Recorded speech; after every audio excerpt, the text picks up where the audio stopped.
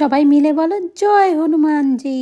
তোমাদের সাথে একটা ছোট্ট মিনি ব্লগ শেয়ার করব ঠিকই, কিন্তু সেই মিনি ব্লগের মধ্যে এমন একটা জিনিস তোমাদের সাথে শেয়ার করব যা ছাড়া আমরা প্রায় সকলেই অচল। কারণ আজ ছিল হনুমান জয়ন্তী। শুদ্ধ ভাষায় বললে বোঝায় হনুমানজির জন্মদিন। আর আমরা যখন আমাদের জন্মদিনে নিজেদের সমস্ত স্পেশাল জিনিস করি, তাই জন্য আমি চেষ্টা করেছিলাম হনুমানজির জন্মদিনেও তার পছন্দের সমস্ত জিনিস রাখার। আর সেই মতো সকাল দিয়ে কিন্তু স্নান করে পুজোও করতে বসে গেছিলাম। এবারে তোমরা অনেকেই বলবে যে হনুমানজির পুজো দিচ্ছি ঠিকই, কিন্তু এই জিনিসটাকে পুরো ভিডিও করে তোমাদের সাথে শেয়ার করার কি আছে? তার প্রথম কারণ হলো আমি একজন কন্টেন্ট ক্রিয়েটার, আর কন্টেন্ট ক্রিয়েটার হওয়ার স্বার্থে আমার সমস্ত কিছু তোমাদের সাথে শেয়ার করা যেরকম আমার কাজ, ঠিক তেমন ভাবেই এরকম অনেকেই আছো যারা হনুমান জয়ন্তীর দিন হনুমানজির পুজো দিতে পারোনি, কিন্তু তোমাদের খুব ইচ্ছা যে সামনের বছর দেবে। তাহলে তোমরা সেই সময় কি কি জিনিস নিয়ে আসবে আর কি দিয়ে পুজো করবে, সেই সবকিছুই কিন্তু তোমরা আমরা এই ভিডিওর মাধ্যমে জানতেই পেরে যাবে। আর আরেকটাও কারণ হলো যারা যারা এবছর পুজো দাওনি, কিন্তু তারা সকলেই কিন্তু আমার এই ভিডিওর মাধ্যমে হনুমানজির আশীর্বাদ পাবে। দেখো তো, কথা বলতে বলতে ওনার জন্য প্রসাদের থালা সাজাতেও বসে গেছিলাম। এই থালার মধ্যে যা যা জিনিস ছিল সবই কিন্তু ওনার খুবই পছন্দের, যেমন কি মিষ্টি পান পাতা, আমিত্তি, লাড্ডু, কলা, ছোলা ভাজা, গুড় সব।